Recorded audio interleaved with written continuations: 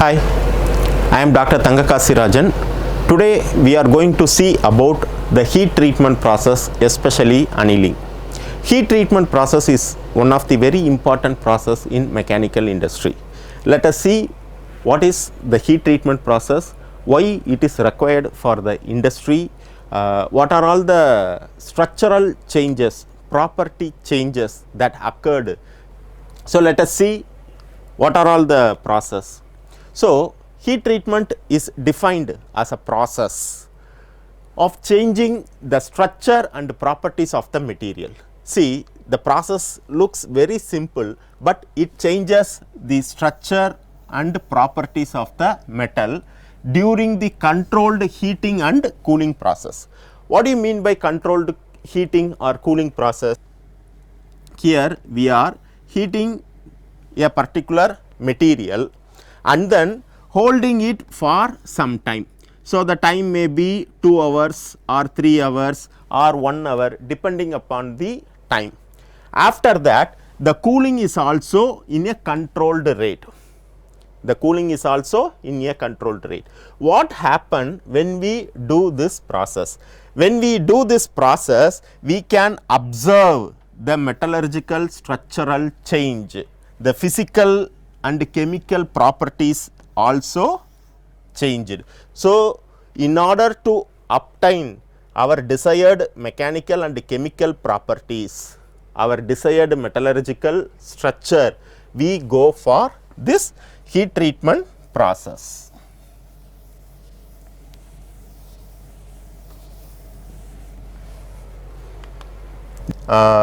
The important parameters of this heat treatment process are: first one is heating, soaking, that is the time at which we are holding the material, and then cooling. When you consider the cooling, there are two types of cooling. First one we call it as rapid cooling, and second one is we call it as very slow cooling. During the rapid cooling, we get hardened structure. During the slow cooling process, we get soft material. Generally, for machining characteristics, we need soft material. Generally, for metal finishing and other properties, we go for hard structure. So, depending on the cooling rate, we obtained different metallurgical properties.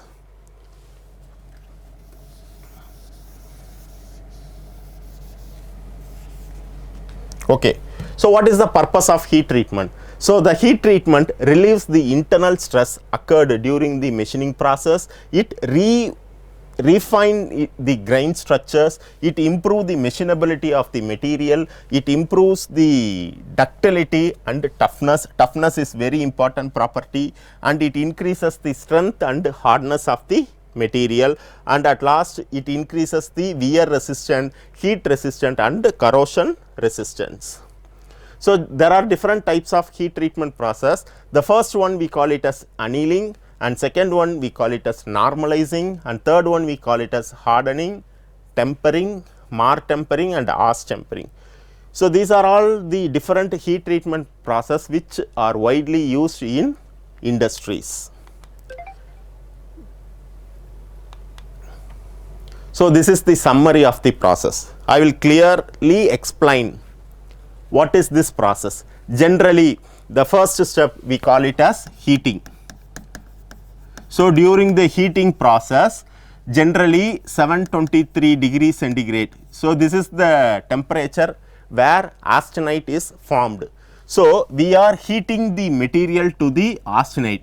The material generally we considered is mild carbon steel. So, whatever the explanation I am giving only for plain carbon steel. So, heating to 723 degrees centigrade where austenite is formed, that is the gamma ion. During slow cooling, we will obtain a pearlite structure. So, this pearlite structure we call it as alpha ion plus some layers of cementite. Fe3C represents the cementite. So, layer by layer, one layer alpha ion, another layer cementite. So, layer by layer we are having the structure. So, that structure we call it as pearlite. This structure is obtained during the slow cooling process. When you cool moderately, that is the cooling rate is moderate, we will obtain a bainite structure. So, bainite structure is an alpha ion plus Fe3C. Here Fe3C is arranged by means of needle like structure or plates. I will show the bainite structure in the next slide. So, this is called bainite. When we go for rapid quenching, that is after heating we dip into the water, it is a very rapid quenching. So, during the rapid quenching, martensite is formed. Martensite means BCT structure, body centered tetragonal phase. So, which is an intermediate phase between the BCC and FCC structure. So, this obtained martensite structure we can go for one more time heat treatment that represents tempered martensite. So, here we obtained alpha plus very fine cementite particles. So, this is a general layout. When you want to increase the strength of the material, the strength, these are all the different structures. So, spheroidite, coarse perlite, fine perlite, bainite, tempered martensite and martensite. When you want to go for high ductility, you have to go for spheroidite, coarse perlite or spheroidite perlite. When you want to increase the strength of the material, you have to go for martensite. So, both the things are inversely proportional according to the different structures. And here you have the diagrammatic representation of